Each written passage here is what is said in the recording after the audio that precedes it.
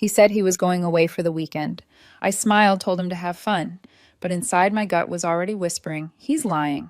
My name is Jessie Mead. I'm 29 years old, and this is the story of how I stopped being the calm, understanding girlfriend and became someone who finally listened to her instincts. It started on a Thursday night. Toby was in the shower, humming off key, his phone buzzing on the counter. Normally I'd ignore it, but this time the vibration didn't stop. Notification after notification. Curiosity got the better of me. I glanced. Maya tagged Toby in her story. A glittering pool, champagne glasses, the caption, "Can't wait for this weekend." The location tag, Serenity Springs Resort. My fingers went cold. Serenity Springs wasn't some gym retreat, it was a romantic getaway. My sister had gone there for her honeymoon. Couples massages, candlelit dinners, infinity pools. And now Toby was going there, with Maya. When he stepped out of the shower towel around his waist, his voice casual, I asked, "Hey, what are you doing this weekend?" He barely looked up. "Oh, that fitness retreat I told you about. The one with the gym group." I nodded slowly. "Which friends are going?" "Just a few. Mark is canceled, so it's mostly me and Maya." He said it like it was nothing. Like Maya wasn't the woman he laughed with every morning on his phone. Like I hadn't seen her tag him in a resort photo 30 seconds earlier. I picked up my phone and opened the resort's website. Serenity Springs. Couples packages. Honeymoon suites. I turned the screen toward him. "This is a romantic resort, Toby." He frowned defensive instantly. "It's also a wellness resort, Jessie. Yoga meditation." God, why do you always twist things? I kept my voice even. "I'm not twisting anything. I just asked why you'd go there with her." He rolled his eyes, snatching his phone. "You know what? You need to stop being so controlling. I can do what I want." That sentence, that tone, like I was his mother, not his partner. "You're right," I said quietly. "You can." He stared at me, waiting for a fight. But I didn't give him one. He grabbed his gym bag and slammed the door to the guest room. That night I lay awake staring at the ceiling. I thought about all the times he'd called me crazy for asking questions, all the tiny lies, the smiles when he texted her during dinner, the sudden gym obsession. At 2 a.m., I got up for water. On the counter was his iPad, still unlocked. I shouldn't have looked, but I did. Messages filled the screen. 6 months worth. Maya. Can't wait for this weekend, Toby. Finally, some time alone, Maya. You better not back out. Toby. Never. Jessie's got no clue. There it was. Proof. Not just of cheating, but of mockery. Of the little jokes they shared about me behind my back. My hands trembled, but my mind was strangely still. No screaming, no sobbing, just a quiet hum in my chest. I scrolled further up. Photos from their training sessions, dinner selfies, comments like "our spot." The word "our" cut deeper than anything else. I sank to the kitchen floor, the glow of the iPad screen lighting my face. 6 months, half a year of lies. And me, the fool who paid half the bills, covered his car insurance, added him to my family phone plan, even paid for that damn gym membership where they met. Somewhere in that dark, sleepless moment, something inside me shifted. The heartbreak was still there, but beneath it, a quiet decision was forming. I wasn't going to beg. I wasn't going to scream. I wasn't going to warn him. He said he could do what he wanted. So could I. The next morning, the apartment felt like a stage after the actors had left. Toby was still asleep in the guest room. I stood at the doorway watching him, peaceful, unaware mouth, slightly open like a child's. For a brief second, I almost pitied him. Then I remembered Maya's voice note from the night before, "He's so sweet when he's with me." I turned away. By sunrise, I'd already made coffee and opened my laptop. I wasn't sure what I was doing yet, only that every click felt like oxygen returning to my lungs. First, I checked our shared checking account, $3,900. Of that, $3,000 was from my last 2 paychecks. I quietly transferred my share into my personal savings. Then the joint credit card. I called the bank. "There's been unauthorized use," I said. "We'll freeze the account immediately," Ms. Mead, the representative, replied. I smiled faintly. Ms. Mead. It sounded powerful again. Then I logged into the phone plan, removed his number. Insurance off the policy. Streaming accounts password changed. Gym membership canceled. I moved efficiently without emotion, like a surgeon removing a tumor. When Toby woke up and walked into the kitchen, rubbing his eyes, I handed him a mug. "Morning," I said softly. "Hey, you okay?" "Never better." He smiled, kissed my cheek, like nothing had happened, and went to pack his duffel. "I'll be gone till Sunday night," he said. "Don't wait up." I didn't plan to. The door closed. The silence that followed wasn't empty, it was liberating. I looked around at our apartment, our photos, our bed, our life. Then I opened a new document on my laptop and typed the title, Toby Belongings. And for the first time in months, I felt completely terrifyingly calm. He left at dawn. The sound of his suitcase wheels scraping against the hallway tile woke me before his voice did.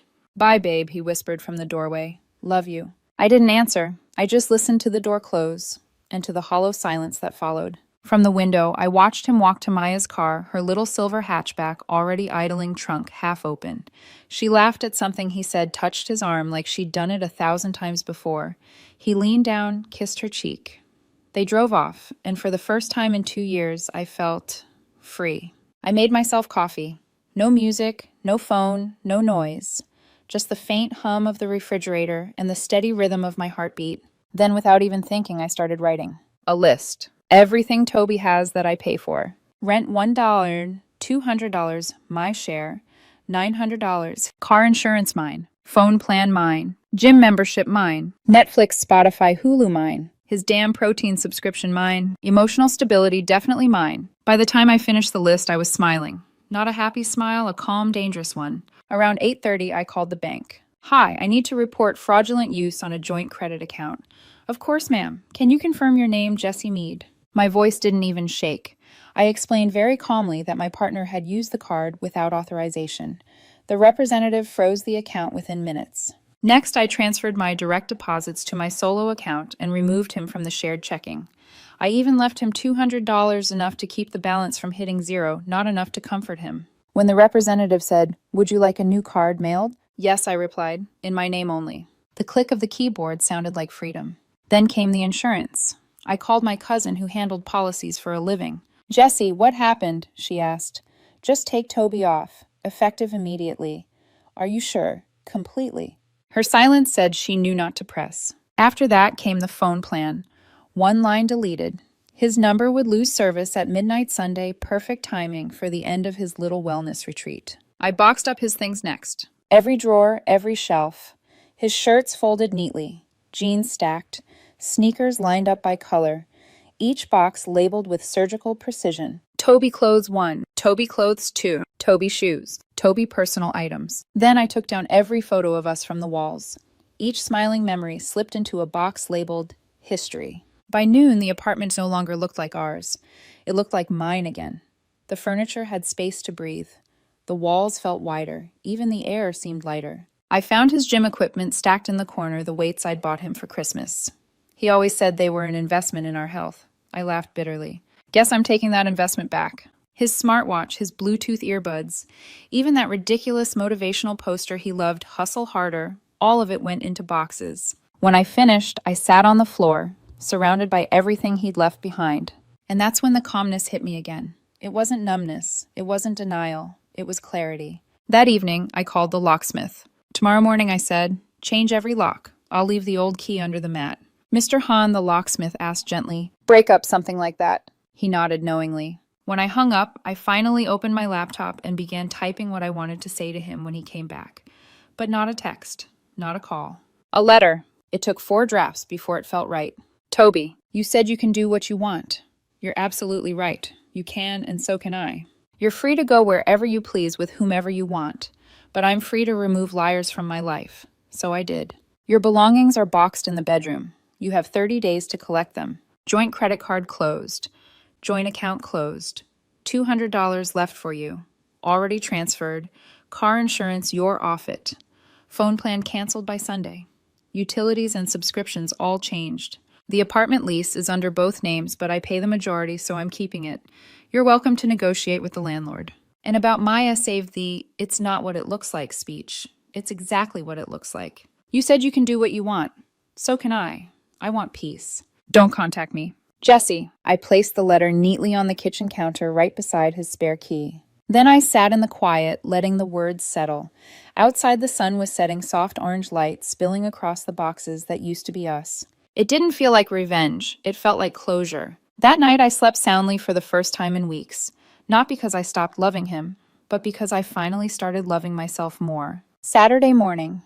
Sunlight crept through the curtains, gentle and golden. I stood barefoot in the living room, holding a mug of coffee, staring at the space that used to feel small and crowded. Now without Toby's things, it felt mine again. The faint scent of his cologne still lingered in the air, that expensive bottle I bought him for his birthday. I opened a window and let the breeze carry it out. I wasn't angry. I thought I would be. But anger burns too fast. What I felt was colder, steadier resolve. The locksmith arrived around 10 a.m.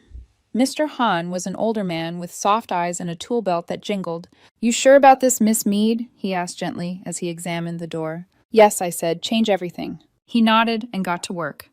Metal clicked, locks turned, and with each sound, a piece of the past detached from my life. When he finished, he handed me the new set of keys.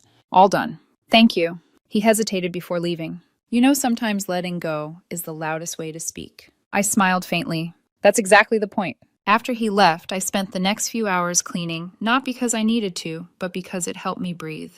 I scrubbed the kitchen counters, vacuumed the carpet, even washed the throw blankets that still smelled like his aftershave. Each small act felt symbolic, like I was washing him off my life one layer at a time. By afternoon, I sat down with my laptop to finalize the last few things. Streaming passwords changed. Amazon account new password.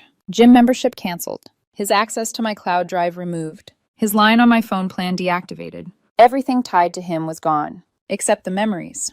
Those would take longer to delete. That evening, I ran into Mrs. Kim, our building manager, in the hallway. She was watering her plants when she looked up and said, "Oh, I saw Toby leaving with that girl yesterday morning. Thought maybe you were traveling together." "No," I said softly. "He went on a trip without me." She frowned, her tone sympathetic. "He'll regret that. Men like that always do." I just smiled politely, but inside her words echoed not with hope, but with truth. Because by now I knew Toby would regret this, not because he lost me, but because he'd lose everything that came with me. That night I poured a glass of wine, dimmed the lights, and sat at my desk to reread the letter I'd left for him.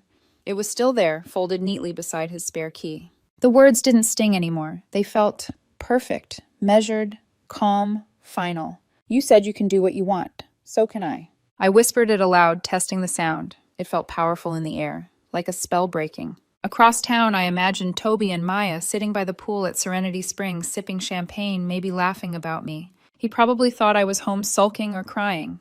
He probably had no idea that in less than 48 hours, his entire life would be unrecognizable. He wouldn't be able to pay for dinner. His phone would stop working. His gym membership would vanish. His access to the apartment gone. And when he came back, the locks would refuse him entry. Not out of spite, but because he needed to understand something I had forgotten too long. Actions have consequences. As midnight approached, I sat on the balcony watching the city lights flicker below. My reflection shimmered faintly in the glass. I thought about the woman I used to be, the one who double-texted when he didn't answer, who apologized first, after every argument, who accepted "I'm just tired" as a reason for neglect. She was gone. The silence around me wasn't emptiness. It was peace. I closed my eyes and let it sink in. "You can do what you want," I murmured again, almost smiling. "And so can I." That was the night I stopped being the woman who waited for love to treat her right, and started being the woman who treated herself with respect. By Sunday morning, I woke up early, not because I had to, but because I wanted to. The air felt lighter. My reflection looked sharper. I brewed coffee, packed a small bag, and stepped outside. When I locked the door, I felt a sense of finality, like sealing a chapter shut. Toby would be back that night, but his key wouldn't work. His phone wouldn't connect. His comfort zone gone. I smiled faintly to myself as I walked down the stairs. This wasn't revenge. It was reclamation, and I was finally free enough to enjoy my own company. Sunday evening. The air was heavy and still, the kind of silence that feels like the world is holding its breath before a storm. I wasn't home when it happened. I didn't want to be, but I knew exactly what time he'd be back. Toby was the kind of man who stuck to schedules. He'd texted me every Sunday night after his retreats, before usually around 8 p.m., bragging about how refreshing the weekend had been. This time there'd be no text, just confusion, panic, and maybe regret. At 8:07 p.m., my phone buzzed. It wasn't Toby. It was Jess, my neighbor and close friend. "Jess, he's back." "Me already, Jess." "Yep, and guess who's with him?" "Me, Maya." "Jess, bingo." They're standing at the door. He's trying his key. I could almost picture it. Toby fumbling with the lock, confusion turning to frustration as the key refused to turn. Jess kept texting in real time. "Jess, he's trying again." Jess. Now he's cursing. Jess. Oh, he just kicked the door. Jess. Mrs. Kim came out with her dog. She told him the locks were changed yesterday. I imagined Mrs. Kim calm as ever watering her plants. She probably said it the same way she'd told me before.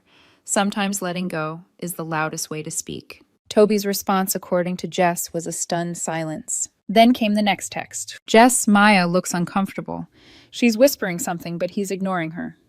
Jess. Wait, he's on his phone now. Jess. He looks pissed. That's when it hit him. His phone plan was cut. No signal, no data, no service. He borrowed Maya's phone, tried calling me, straight to voicemail, tried texting, blocked. Jess. He's pacing. She's saying something like, "This is crazy, Toby." Me. "Keep watching, Jess." Oh, I am. Through Jess's messages, I could see it unfold like a movie. Toby knocking harder, shouting my name. Mrs. Kim coming out again, holding her dog's leash. "She's not here," Mrs. Kim told him kindly. "She left a letter for you inside." "A letter," he snapped. "What letter?" "It's on the kitchen counter. You can get it from me tomorrow when she's home." He was speechless. Then Maya tried to defuse it. "Maybe you should call her later," she said softly. "Later?" "She changed the locks on me," he barked. Jess texted again. Jess. She looks annoyed, like she didn't sign up for this drama. Me. She didn't. Jess. He just threw his suitcase. He's yelling now. Mr. Ramirez from 3C opened his door. Me. What's he saying, Jess? Something like, "Should have seen that coming." I almost laughed. Even the neighbors saw it before he did. At 8:36 p.m., Jess's final message came. Jess, Maya just left. She called for a ride. He tried to stop her, but she said, "You told me she was overreacting." Then she got in a car and left. Me and Toby Jess, sitting on the steps, alone. Me, good. I didn't check my phone again that night.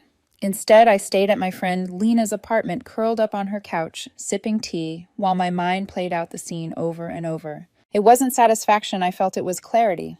This wasn't about payback, it was about balance. He said he could do what he wanted. Now he knew what it felt like when someone else did too. The next morning I returned home. There was a note taped to my door. "Jesse, we need to talk. Please. I can explain everything. I love you, E."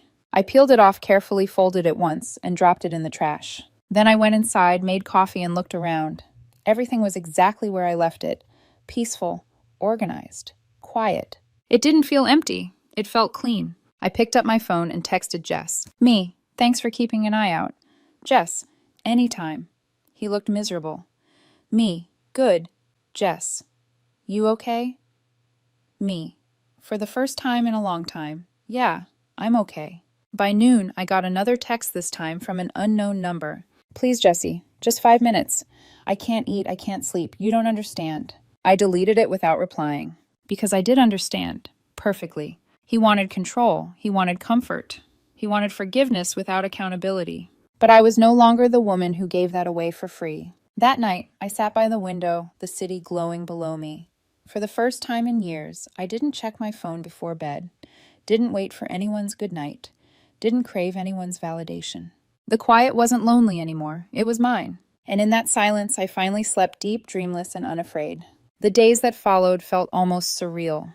The kind of calm that comes after a storm. The sky still bruised the ground, still damp, but the air finally breathable again. I expected guilt to come crawling in, or maybe regret, but what surprised me most was how peaceful it felt to be done. By Tuesday, my inbox was flooded. Toby's name appeared again and again in new emails, new numbers, burner accounts. He was relentless. From toby.p@gmail.com. Subject: Please read this. Message Jesse, I'm begging you. It's not what it looks like. Nothing happened with Maya. She's just a friend.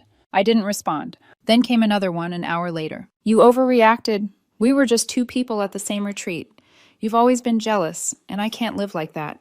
That one made me laugh, the familiar manipulation, the flip from guilt to blame. I clicked archive. By Wednesday, his sister texted me. Rachel, Jesse, what the hell did you do? You changed the locks. That's insane. Me, he has 30 days to pick up his things. Rachel, he said you blindsided him. He's heartbroken. Me, then he should have thought about that 6 months ago. She never replied. But a few hours later, my group chat with mutual friends lit up. Chris. She found messages. He's been lying for months. Rachel. She snooped Chris. No. She discovered. Jess. If I caught someone cheating, I'd do worse. Rachel. She could have at least let him explain. Jess. Explain what his gym romance. I muted the chat. People always want to debate right and wrong when they're not the ones bleeding. That night, I found myself sitting at the kitchen table, staring at the boxes still stacked in the corner. All his things labeled and untouched. I wondered if he'd come for them, if he'd have the nerve to face me again. But deep down, I knew he wouldn't. Toby avoided discomfort like it was fire. He'd rather play victim than face the truth. On Thursday, I found a letter slipped under my door, his handwriting. I didn't open it right away, just sat there staring at the envelope, feeling the faint tremor of my heartbeat in my fingertips. Eventually, curiosity won. Jesse, I know you hate me right now, but please understand, I never meant for it to go this far. Maya and I were just friends. It looked bad, I get it, but it wasn't what you think. I only went on that trip to clear my head.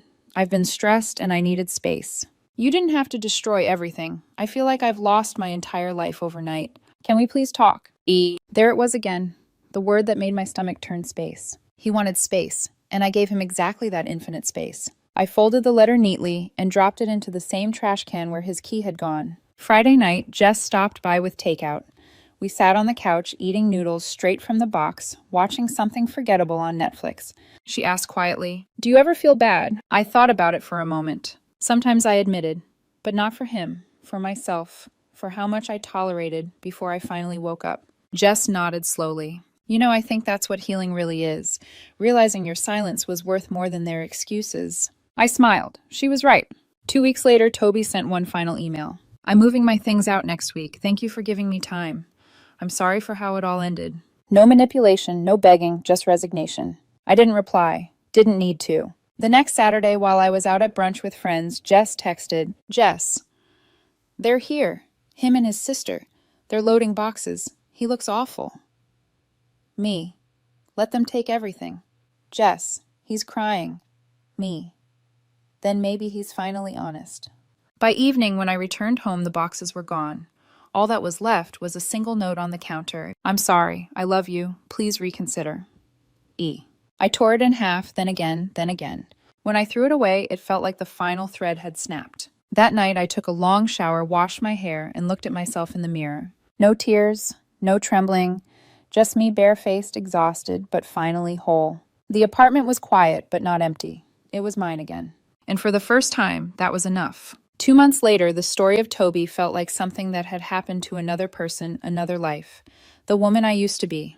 The one who checked his location, overthought every unread message, made excuses for why he'd just been busy. She was gone. Now, when people asked if I was seeing anyone, I smiled. Maybe I'd say, but mostly I'm seeing myself clearly for the first time. His last attempt came one Thursday evening. An unknown number flashed across my phone. I knew before I even picked up. Jesse. His voice was quiet, hesitant, almost rehearsed. I exhaled slowly. How did you get this number? Does it matter? I just need 5 minutes. I didn't hang up. Not because I owed him anything, but because closure sometimes wears the face of confrontation. You have one, I said coldly. He let out a shaky laugh. I miss you. I miss us. I made mistakes, I know that. But I never stopped loving you. I didn't respond. Silence pressed between us until he filled it. Maya meant nothing. It was stupid. You overreacted. Stop! My voice was calm, almost gentle, but the silence that followed was sharp enough to cut. You don't get to use that word with me, I said. You call it an overreaction. I call it a consequence. He said nothing. You spent 6 months lying gaslighting, making me feel paranoid. You told me I was jealous, insecure, crazy. You had me questioning my own reality while you built a second one behind my back. Jesse, please. No, you don't get to please me anymore. He went quiet. I could hear him breathing unsteady, shallow. It doesn't matter if you slept with her or not, I said finally. You betrayed me the moment you made me doubt myself. There was a pause. Then softly, almost brokenly, he said, So that's it, 2 years and you just erased me. No, I said. You erased yourself. I just stopped rewriting you back in. Click. I ended the call, blocked the number. It was over. Not with fireworks or shouting, but with silence. The clean kind, the kind that heals instead of haunts. A few weeks later, I met someone new. His name was Daniel, a quiet, grounded man from work. He didn't fill my phone with apologies or grand gestures. He showed up when he said he would. He listened when I spoke.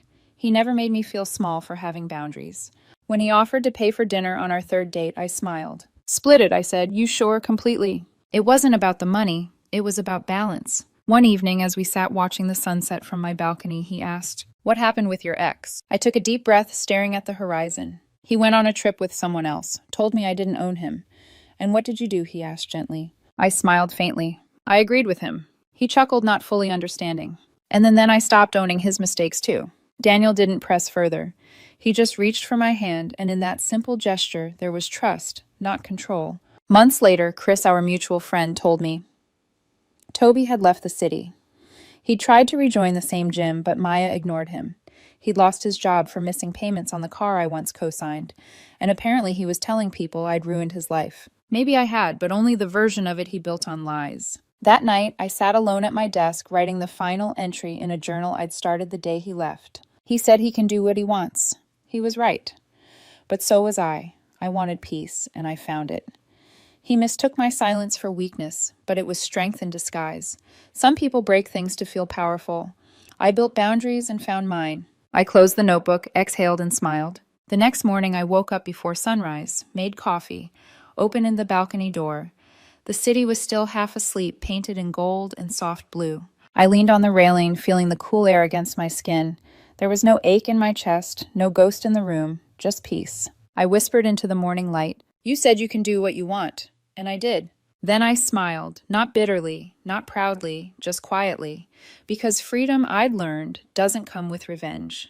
It comes when you finally stop explaining your worth to people who never saw it. And for the first time in years, I didn't look back.